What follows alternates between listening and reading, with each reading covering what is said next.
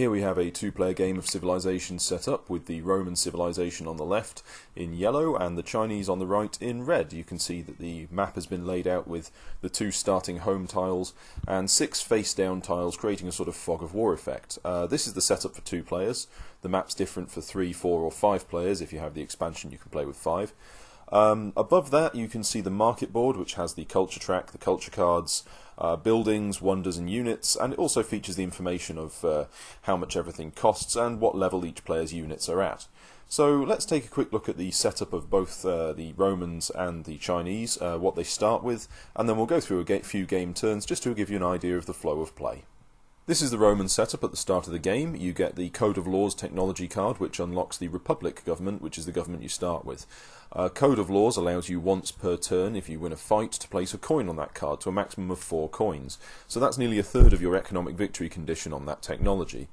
It also unlocks the trading post building, which costs you 7 production to build. Republic as a government allows your scouts to scout huts as if they were armies, and it also allows your armies to start cities as if they were scouts.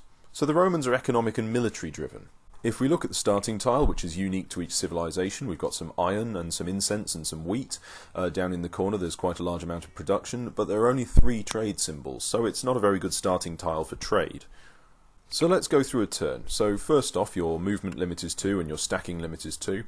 We have the start of turn phase in which you can build a new city or you can change government. To be honest, there's nothing to change it to and there's no room yet to build the city, so we'll skip that.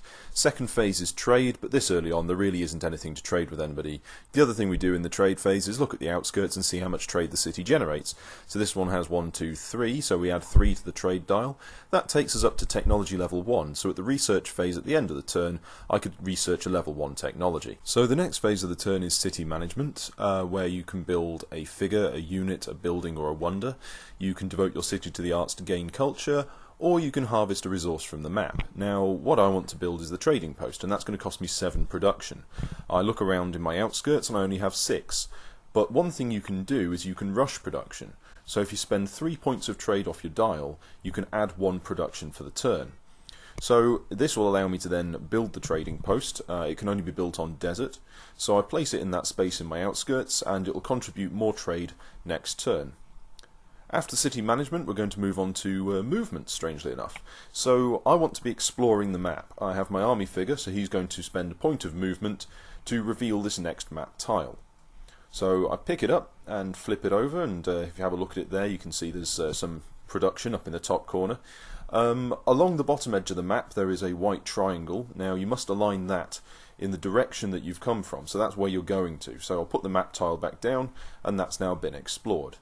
I'm going to leave my scout where it is for now, and then we'll finish up this turn with the research phase, but I can't afford to build anything, so the turn then passes to the other player. Let's have a look at how China's doing. Welcome to China. China starts with the despotism government card. That basically has no effect whatsoever.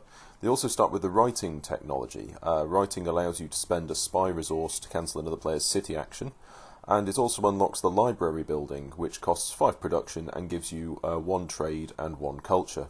China starts with city walls in their capital, which makes them very good on defence. It gives them a plus 16 combat bonus for defending that city. They also get 3 culture when they invade a hut or a village, and they have another ability where in combat, if a military unit is destroyed, they can take it back into their hand, but they can do that once per fight. So I start my turn, I collect 3 points of trade, which takes me up to technology level 1. You can see the 3 trade symbols up here. I have wheat and silk and iron, there's some production over here, and then down in this bottom corner you'll see there's a natural wonder which provides me with 1 culture. So for my city action I'm going to devote my city to the arts, which gains me a single culture point. In terms of movement, I'll move my scout here. It's not really a diagonal move, you can actually move 2 orthogonal spaces to get there. That will then send back that tile, meaning I have 1 extra culture. My army figure is going to spend a point of movement to explore this next map tile. So now it comes to the research phase. I can afford a tech level 1 card, so I choose philosophy. Philosophy will unlock the temple, which allows 2 culture and costs 7 production. It also allows me to spend 3 random resources to draw a great person. So I place that at the bottom of my tech pyramid next to my other level 1 card and unlock a level 2 space with it. These are very culture orientated things, and of course being a technology you spend all of your trade And then that's the end of my turn, so let's move back over to Romans and see how they're doing. So how's Rome going to react? Well, this time round, I'm going to skip the start of turn and the trade with another player phase and go straight on to collecting trade. Because I now have the trading post, that's 1, 2, 3, 4, so I now have 4 points of trade per turn, and that exceeds the level 1 tech threshold. In the city action phase, I want to explore the map more, so I'm going to build myself an army for the cost of 4 production. I'm going to place it in my outskirts here because I want to explore this way, which I'll do so in the following movement phase. So on to the movement phase. As I said, I'm going to spend a point of movement to explore this tile, so let's have a look at what we've uncovered.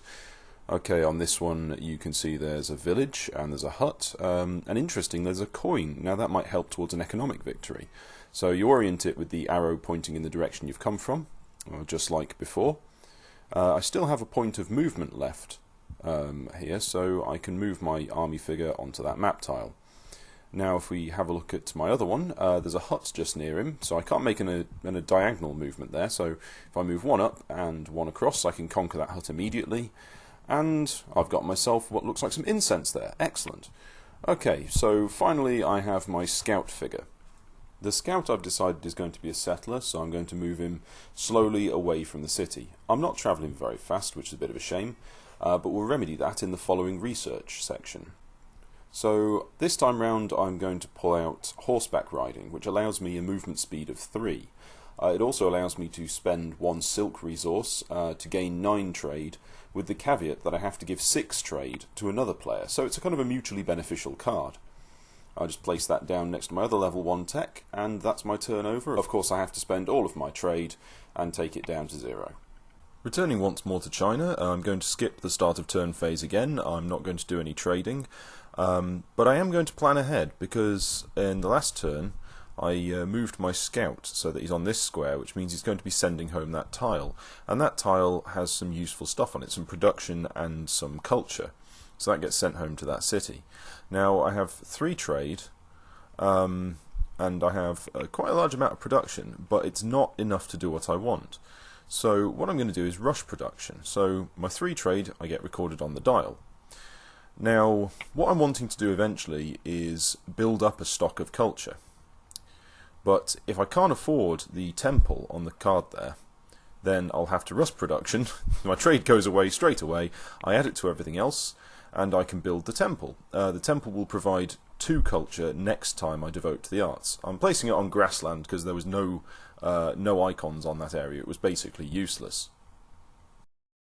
Thanks to the positioning of the scout and my addition of a temple, next turn I stand to gain about 4 culture when I devote to the arts. So when it comes to movement, obviously the scout's going nowhere because I need him for the culture point, but the army can happily move 2 squares and capture the hut, which gives me some silk. Could be a useful tradable resource later. Now, I can't afford to research, so there my turn ends. Okay, we're taking a slightly different perspective on Rome now that things are expanding slowly this way into the map. So, this turn, I've got 2 production plus 2, which gets me 4 on the dial. But the question is, what am I going to do with it?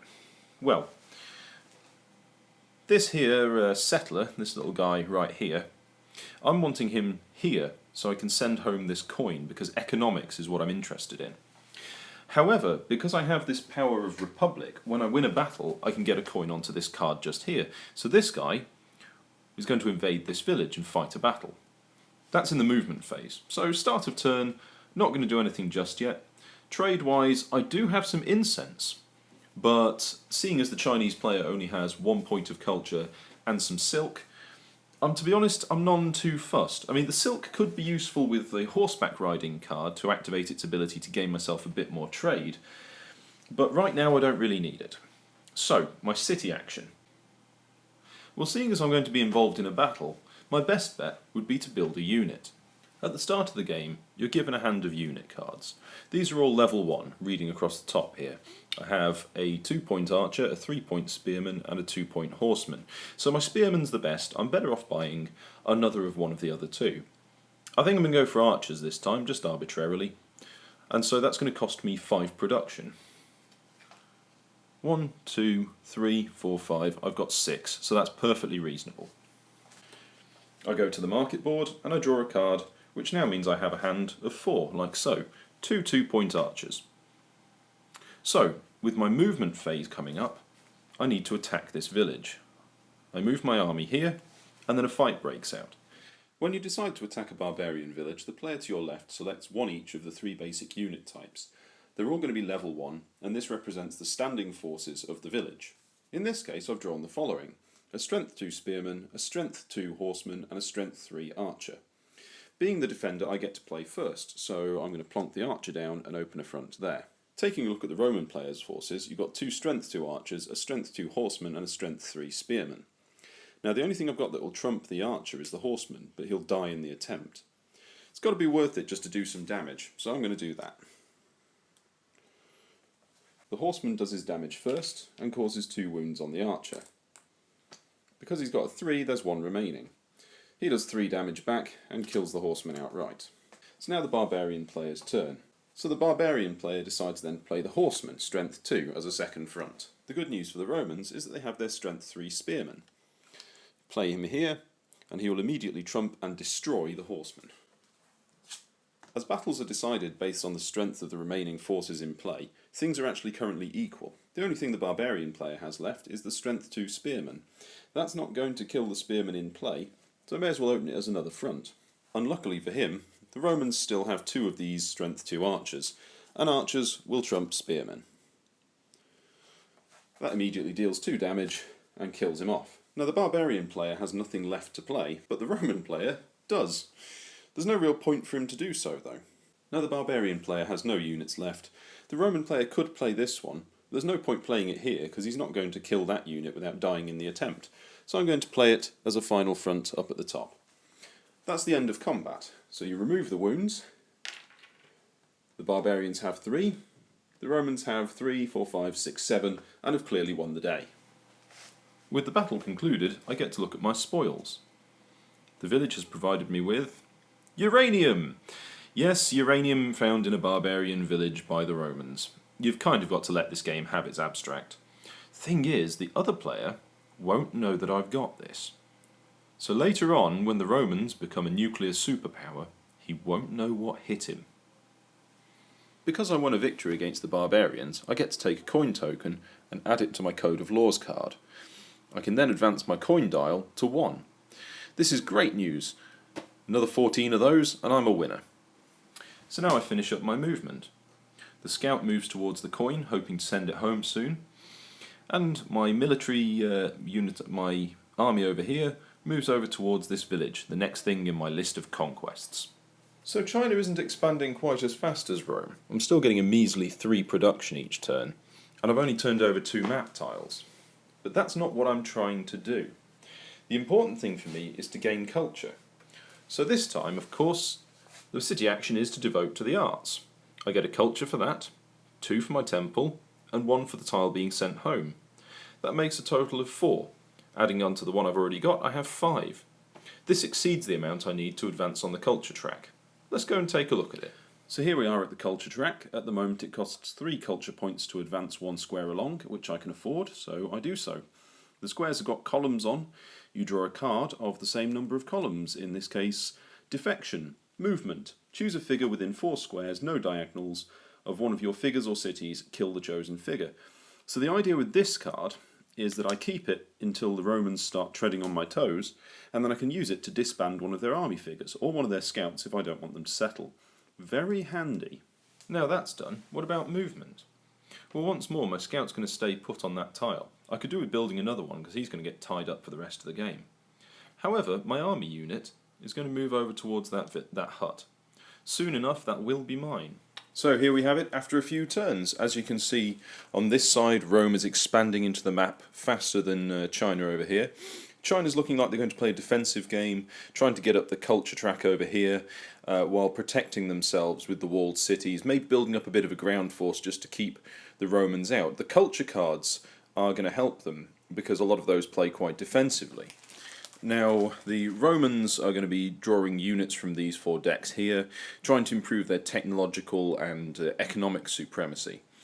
So, at the moment, there is no clear winner, but it's clear from these 2 adjacent tiles here that there is going to be conflict.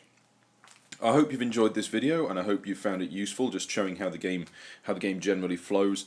Just with 2 players, it does kind of ruin the trade step slightly, because why would you trade with them? They're the enemy.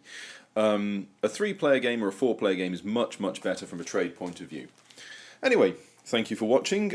Please like and subscribe if you want to. If I've made any mistakes, tell me, and if you think I've done something particularly well, compliments are always nice. So constructive criticism, compliments, the works, and hopefully I shall see you next time.